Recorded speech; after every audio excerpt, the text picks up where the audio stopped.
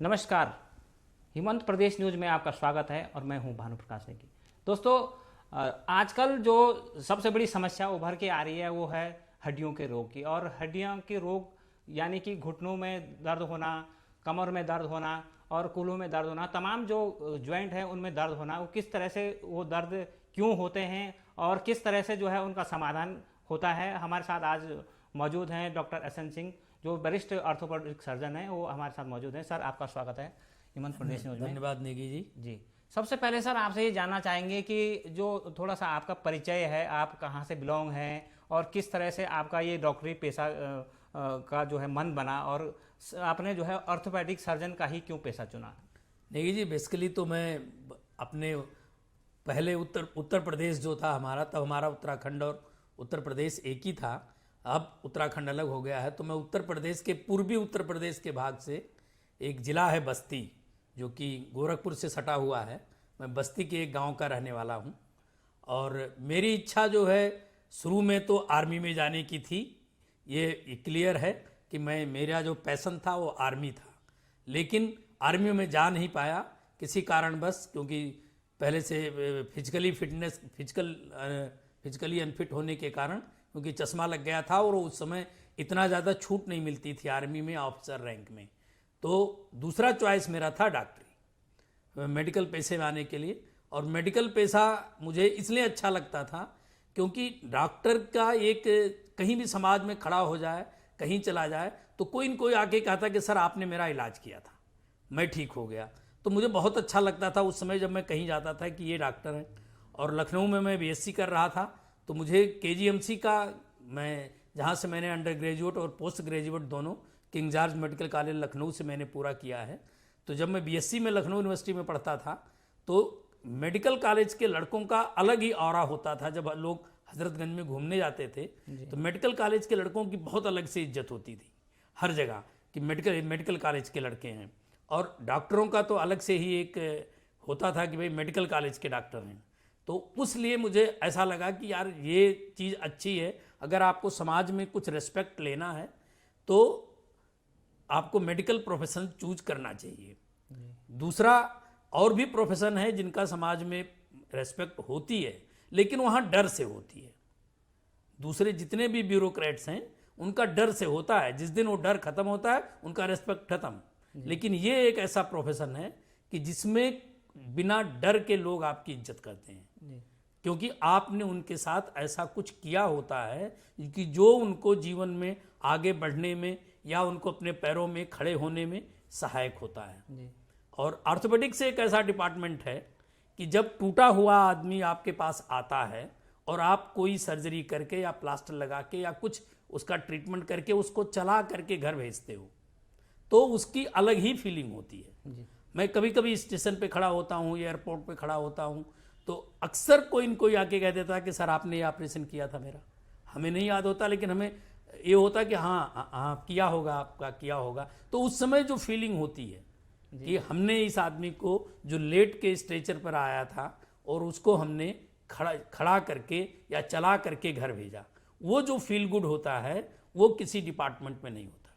Orthopaedics में दूसरा एक, ऑर्थोपेडिक्स एक ऐसा डिपार्टमेंट है जिसमें एग्रेशन की ज़रूरत होती है, क्योंकि आपके पास मैक्सिमम मारपीट वाले, शराब के पी के टूटे हुए सड़क पे एक्सीडेंट वाले, नेता, गुंडे, मारपीट, सब लोग आपके पास ऑर्थोपेडिक्स वाले के पास आते हैं।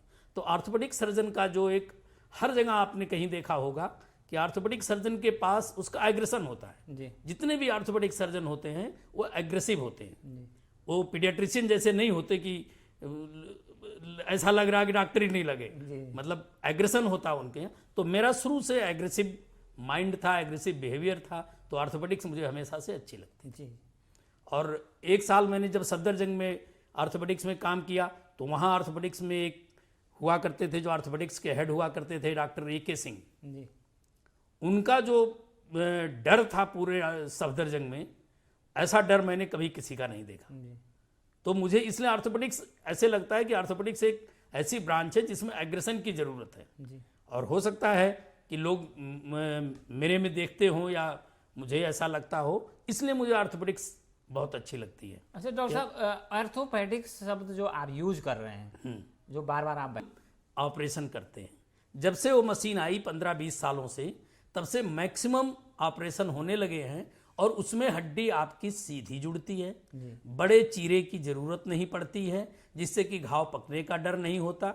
मिनिमम चीरे में आपको राड प्लेट जो भी कुछ आती है वो डाल दी जाती है, जिससे कि आपके एक तो इन्फेक्शन नहीं होता, आपको ज़्यादा दिन बेड पे नहीं रहना पड़ता, आपको फिजिकली बहुत दिनों तक डिसेबल नहीं रहना पड़ता और जल्दी से आप काम पे जाते हो। ऑर्थोपेडिक्स में मेन चीज़ क्या है कि 3 चीज़ होती है हड्डी टूटने में। एक तो हड्डी टूटी आपकी, आपको पेन हुआ। दूसरा, जहां हड्डी टूटी वहां सूजन आई। तीसरा, वहां टेढ़ापन हुआ आ गया, क्योंकि हड्डी टूट गई। हड्डी एक टाइप से शरीर की नींव है, नींव अगर टूट गई तो वहां टेढ़ापन होना है। और चौथा, उस एरिया का जो काम होता है वो खत्म हो जाता है। अगर आपके हाथ की हड्डी टूट गई है तो आप हाथ से काम नहीं कर सकते। तो ऑर्थोपेडिक सर्जन का काम है कि आपका दर्द खत्म करना, आपकी सूजन खत्म करना, आपका टेढ़ापन खत्म करना और आपको अर्ली फंक्शन पे लाना। तो पहले जो होता था, जब 2-2, 3-3 महीने मरीज लेटा रहता था प्लास्टर लगा करके, तो उसके क्या नुकसान होते थे। एक तो मेंटल हैरेसमेंट में रहता था कि मैं बिस्तर पर लेटा हूँ। दूसरा, उसका जो भी कुछ काम होता था वो काम नहीं कर पाता था, उससे उसका फाइनेंशियल नुकसान होता था। तीसरा, अगर उसमें इन्फेक्शन हो गया तो घाव में पट्टी होती रहेगी और उसके एंटीबायोटिक के खर्चे बढ़ रहे थे। लेकिन अब जब से ये मशीन आई है हमारी, इस मशीन के आने से मिनिमम एक्सपोजर, छोटा सा चीरा लगा करके आप हड्डी को सेट करते हो, उसमें जो भी इम्प्लांट डालते हो, तो उससे क्या होता है कि मरीज जल्दी चलता है, उसका सेल्फ कॉन्फिडेंस बढ़ता है, मेंटली वो फिट होता है और जल्दी अपने काम पे आ जाता है। तो ये एडवांसमेंट इधर रिसेंट 15-20 सालों में ऑर्थोपेडिक्स में हुए। जी सर, इसमें स्पोर्ट सर्जरी आती है, तो वो किस तरह की सर्जरी होती है और वो थोड़ा डिफरेंट टाइप की होती है? हाँ। तो थोड़ा दर्शक जो है इसको समझना चाहिए। हाँ, स्पोर्ट सर्जरी आजकल, क्योंकि पहले हिंदुस्तान में 10-15 साल पहले स्पोर्ट्स बहुत कम इम्पोर्टेंस दिया जाता था, लेकिन दुनिया में जबकि स्पोर्ट्स को बहुत ज़्यादा दिया जाता था। इसीलिए हमारे कुछ गेम्स ऐसे हैं जिसमें हम कभी ओलंपिक में जाते थे और किसी गेम में जाते थे, हॉकी या क्रिकेट या छोड़ करके, अदरवाइज हम किसी गेम में दुनिया में होते नहीं थे, क्योंकि हम फिजिकली फिट उस लेवल के होते ही नहीं थे। लेकिन अब हमारे देश में इधर प्रधानमंत्री मोदी के कारण स्पोर्ट्स को बहुत ज़्यादा बढ़ावा दिया गया है। स्पोर्ट्स को बढ़ावा देने से क्या हुआ कि स्पोर्ट्स में हम हर जगह अपने को रिप्रेजेंट कर रहा है, हिंदुस्तान अब हर जगह रिप्रेजेंट कर रहा है। तो स्पोर्ट्स में इंजरी अलग टाइप की होती हैं। वो यूजुअली जो स्पोर्ट्स में चोट लगती है वो मस्कुलर या टेंडन या लिगामेंट, बोनी इंजरी कम होती हैं। तो स्पोर्ट्स इंजरी क्या करती है कि ये इंजरी हमारी जल्दी एक्सरे में नहीं आती है। इस इंजरी को पहचानने के लिए एक तो एमआरआई की जरूरत पड़ती है, मस्ट है आपकी एमआरआई। दूसरा, स्पोर्ट्स इंजरी यूनिट को इस्टेब्लिश करने के लिए साथ में वेल इक्विप्ड फिजियोथेरेपी होनी चाहिए, एमआरआई होनी चाहिए, फिजियोथेरेपी होनी चाहिए। और एक और इंस्ट्रूमेंट एक आता है आर्थोस्कोप, जिसके जो छोटा सा पूरी मशीन होती है, उसमें दूरबीन लगा होता है और दूरबीन के थ्रू आप जोड़ में जा करके देख लेते हो कि कौन सी चीज फटी है और कितना फटी है, और दूरबीन अंदर जोड़ में जा करके उसका वहीं से रिपेयर कर दिया जाता है। लेकिन अनफॉर्चुनेटली हमारे यहाँ दूरबीन खरीदे गए, आर्थोस्कोप खरीदे गए उत्तराखंड में, लेकिन किसी को चलाने की कोई ट्रेनिंग नहीं दी गई। वो शायद बहुत से अस्पतालों में अभी भी पड़े। बहुत से, हमने 6-7 दिनों की एक बार ट्रेनिंग की थी और हमने शुरुआत भी की थी, लेकिन सरकारी सिस्टम में क्या होता है कि 2 लोग ट्रेनिंग करके आते हैं और एक को हटा दिया जाता है, फिर दूसरा वो यूजलेस हो जाता है, इसलिए वो चल नहीं पाता। तो स्पोर्ट्स इंजरी इस्टेब्लिश करने के लिए ये जरूरी है कि आप स्पोर्ट्स इंजरी यूनिट अलग से बनावें, स्पोर्ट्स इंजरी में सारे इक्विपमेंट हों, और स्पोर्ट्स इंजरी के यूनिट के लोगों को जो ट्रेनिंग मिले वो स्पोर्ट्स इंजरी यूनिट में ही काम करें, तभी हम स्पोर्ट्स में अपने को इस्टेब्लिश कर सकते हैं। डॉक्टर साहब, अब बात आती है उत्तराखंड की, और उत्तराखंड पहाड़ी जिला है, सबसे ज़्यादा 9 पहाड़ी जिले हैं। तो इसमें जैसे लगातार कई बार महिलाएं जो है घास लेने जाती हैं तो गिर जाती हैं, उनकी कई हड्डियां टूट जाती हैं, कई बार एक्सीडेंट हो जाते हैं, उससे जो है कई लोगों को जो है इंजरी हो जाती है। तो जब इस तरह का मामला सामने आता है तो सबसे पहले क्या करने की आवश्यकता है जब तक डॉक्टर के पास आते हैं? नहीं, अगर उत्तराखंड में चूंकि भौगोलिक परिस्थितियां ऐसी हैं कि यहाँ जो इंजरी होती है वो बहुत सीवियर होती है। आप पहाड़ में घास काटने गए हैं, 200 फीट नीचे गिर गए, या आप सड़क पे गिरे, 200 फीट नीचे गिर गए, तो ऐसे में सबसे ज़्यादा जरूरी चीज़ है कि अर्ली रेस्क्यू किया जाए। उन्हें जल्दी से जहाँ भी गिरे हैं वहाँ से जल्दी उठाया जाए। उठा करके सड़क पे लाने के बाद जिस पोजीशन में वो हैं उसी पोजीशन में उनको पहले स्ट्रेट लेटा करके और उसके पोजीशन में उनको बैलेंस कर लिया जाए कि अब ये हिले डुलेंगे नहीं। जो इंजरी हो चुकी है उसको और कोई एग्रेवेशन ना हो, आप गलत तरीके से ना उठावें और उनको ऐसे ना करें कि जो पहले हो चुकी है उससे और बढ़ जाए।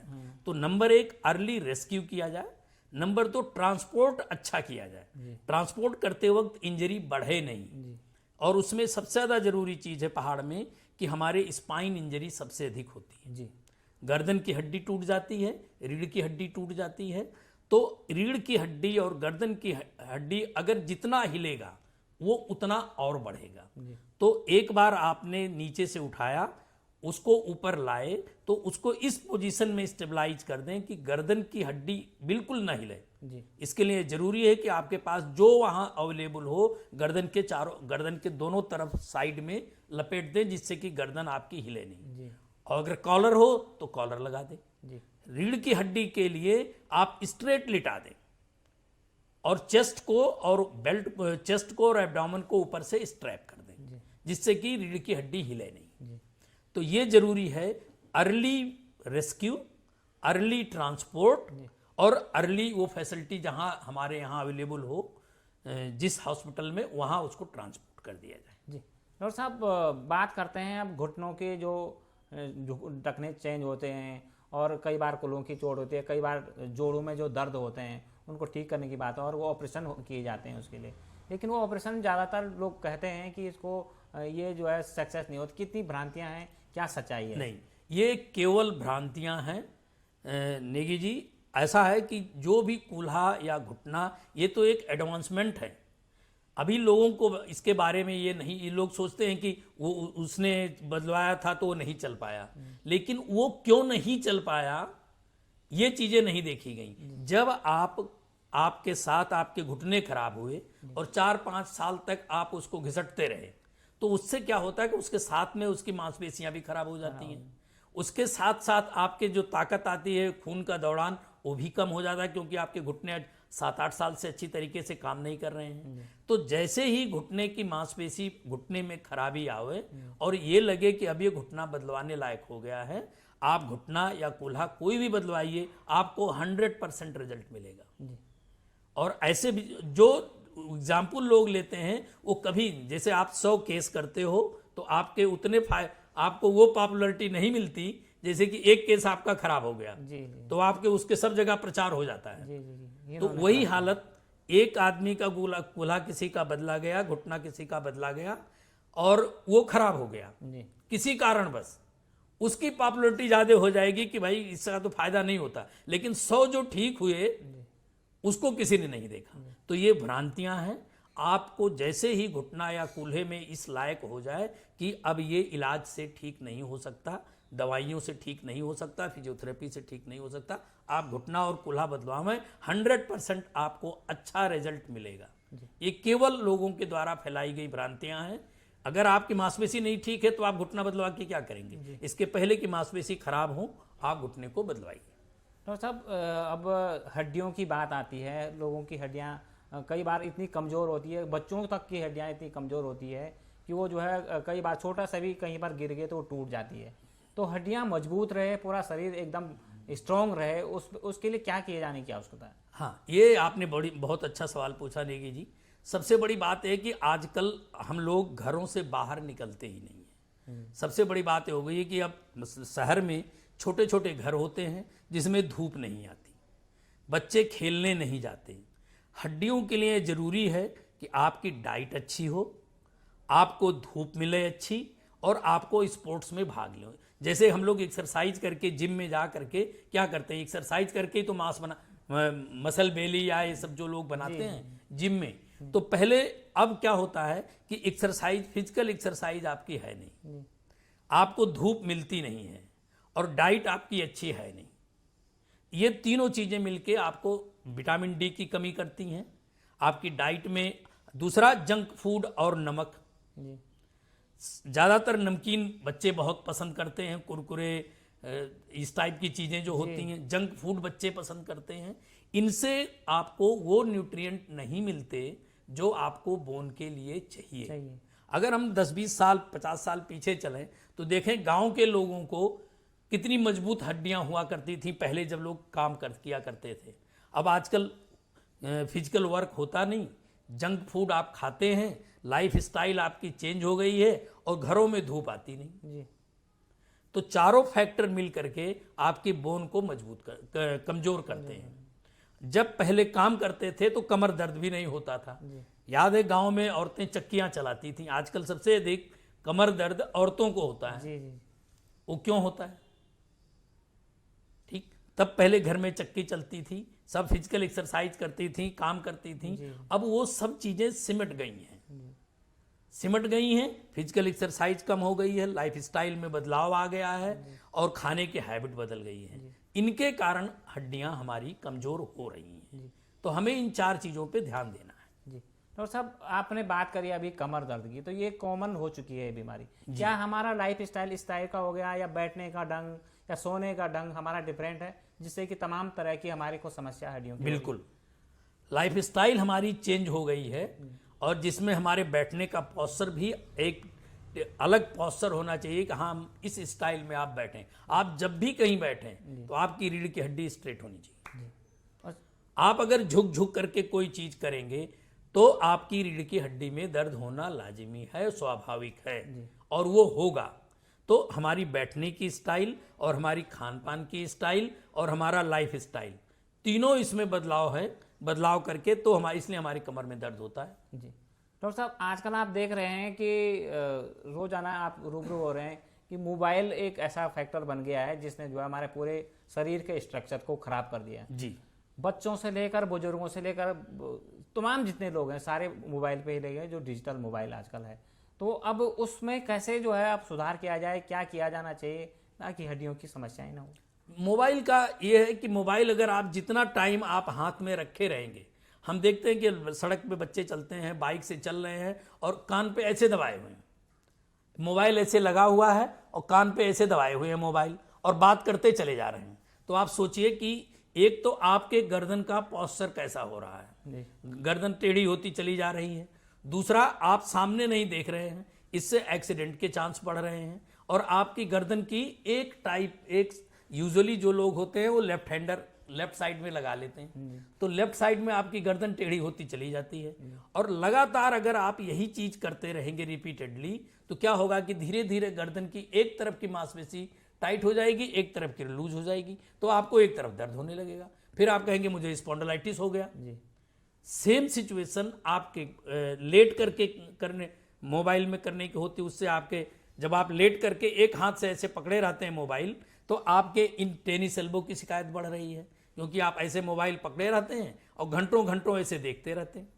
तो आप एक पोस्चर में जब ये करते हैं तो आपके एल्बो की मसल पे असर पड़ जाता है और एल्बो में फिर दर्द होने लगता है। तो टेनिस एल्बो की शिकायत बढ़ रही है मोबाइल से गर्दन की दर्द बढ़ रही है, मोबाइल से टेनिस एल्बो बढ़ रहा है, और आंखों की प्रॉब्लम तो जो बढ़ी रही है कि हम लोग जो नॉर्मली हमें 1 फीट 1.5 फीट से दूर से देखना चाहिए वो हम ऐसे करीब करके देखते हैं। तो हमारी आंखों की प्रॉब्लम बढ़ रही है मोबाइल से। अब मोबाइल तो जीवन में एक ऐसा जरूरी चीज हो गया कि हर चीज अब मोबाइल से हो रही है, लेकिन मोबाइल को यूज करने का, हाउ टू यूज मोबाइल, ये हमें प्रॉपर तरीके से पढ़ना पड़ेगा और उसी तरीके से फिर मोबाइल को हम यूज करें, तभी हम उसके साइड इफेक्ट से बच सकते हैं। डॉक्टर साहब, अब बात आती है योग और आसन की, कितने फायदेमंद हैं ये हड्डियों के लिए? बहुत फायदेमंद है। योग आपको हर चीज में, एक तो आपको योग से जब आप करते हैं तो आप सीधा कनेक्ट होते हैं, उस समय आपके दिमाग में और कुछ नहीं चलता। तो आप योग करिए और योग से आपको फिजिकल एक्सरसाइज आपकी होगी, आपका मन संतुष्ट रहेगा और आपको शरीर के जो जोड़ हैं आपके वो चलते रहेंगे। अदरवाइज कभी कोई एक जोड़ चलता है, कभी नहीं चलता, कभी कुछ चलता है, तो शरीर के सारे जोड़ आपके चलते हैं, मन की संतुष्टि होती है और आपकी फिजिकल एक्सरसाइज होती है। तो योग और इस टाइप के प्राणासन हमारी हड्डियों के लिए बहुत ज़्यादा फायदेमंद है। डॉक्टर साहब, अब उत्तराखंड में जो ऑपरेशन होते हैं वो ऑर्थोपेडिक के जो है एडवांस टेक्नोलॉजी के नहीं है। क्या सरकारी अस्पतालों की क्या स्थिति है और प्राइवेट में यहाँ पर क्या स्थिति है? नहीं सर, देखिए उत्तराखंड के सरकारी अस्पतालों में स्थिति ऑर्थोपेडिक्स की मैं अपने लेवल पे बताऊं तो हमारे लिए वो सारे ऑपरेशन हम कर रहे हैं जो कि नॉर्मली सब अस्पतालों में होना चाहिए।